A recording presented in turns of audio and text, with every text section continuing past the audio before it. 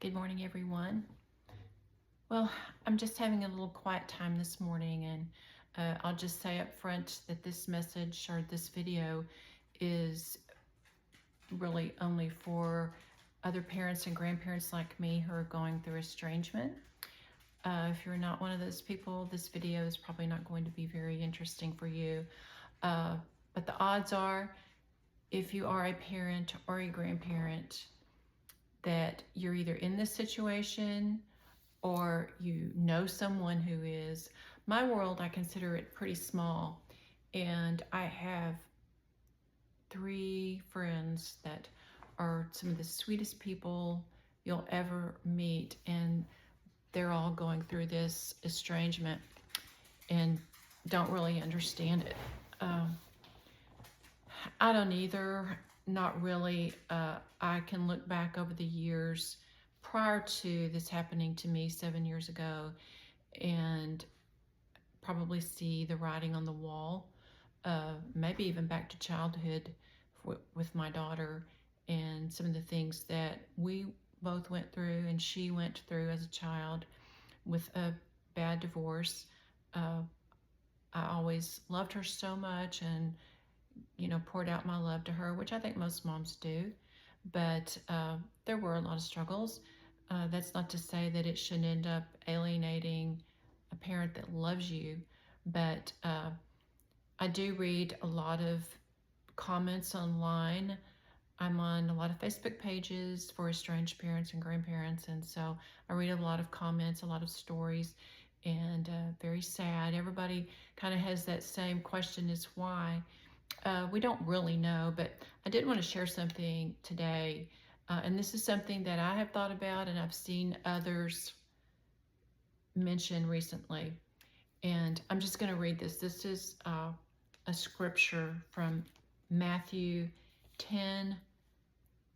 I think I'm going to start a little sooner, maybe 10:20 or 10:19. Do not worry about what to say or how to say it. At that time you will be given what to say, for it will not be you speaking, but the Spirit of your Father speaking through you. Brother will betray brother to death, and a father his child. Children will rebel against their parents and have them put to death. You will be hated by everyone because of me, but the one who stands firm to the end will be saved. So that was Jesus talking about the times that were ahead. And I'm sure people back in that day thought that it would be times they were in. And here we are 2,000 plus years later. And it certainly feels like that. And that my grandchildren's other grandparents, we think a lot alike in many ways regarding the situation and my daughter.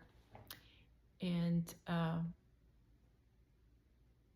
really don't have a problem seeing my daughter doing harm. And that's really tragic to say, and I hate to say it, but it's just the absolute truth. We feel that way, and we feel like it would be turned into a victim story with her. But anyway, that's just kind of a side note. I just wanted to encourage everyone that's going through this that you can get through it. I know the first few years are the worst.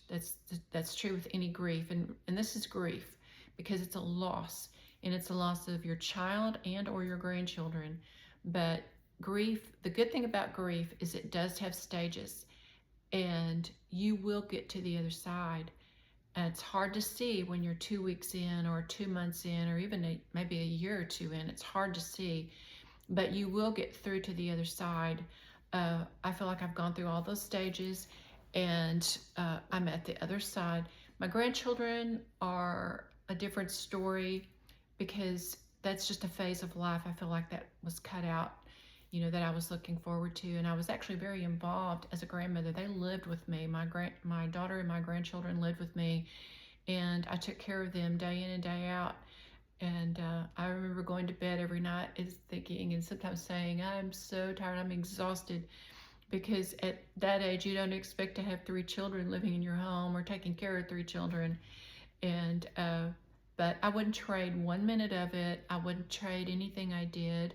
I wouldn't do it differently. I would take care of my grandchildren the best way I know how to protect them, and do for them like I did.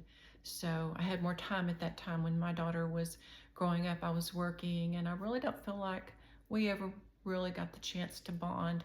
And I think if you're able to stay home with your children, that's the thing to do. And I know a lot of people are against that, and that's fine. You know, everybody has to do their own thing. But I just don't think you can make up for quantity of time, no matter how much quality you have when you're with your children.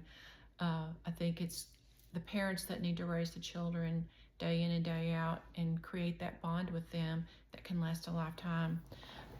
So I just want to encourage everybody to just make a life for yourself and think of those things that maybe when you were so busy as a younger parent that you didn't have time to do.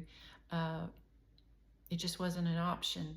Whether you like gardening, whether it was just spending time with friends or going to have lunch with a friend, or taking up something new that you've maybe wanted to try, painting, art, crocheting, sewing, whatever it may be. There's an endless supply of things to do. Maybe playing golf. I've tried to take lessons 3 times, and that, as much as I would love to play golf, it is not my game.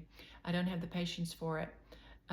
But maybe you do. Maybe that's just something that you've always longed to do. Maybe it's playing the piano or some other instrument. But now's the time. Take that time now to do it. Just do something for yourself. Learn another language. There's so many things that we can do to fill that time and fill that void. And frankly, kids are going to grow up anyway and go their own way at some point. And I had 2 friends of mine who had already had grandchildren, and so their grandchildren were older.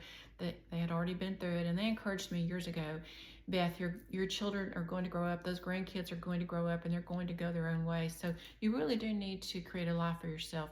So now is the time to do it. Just take this opportunity.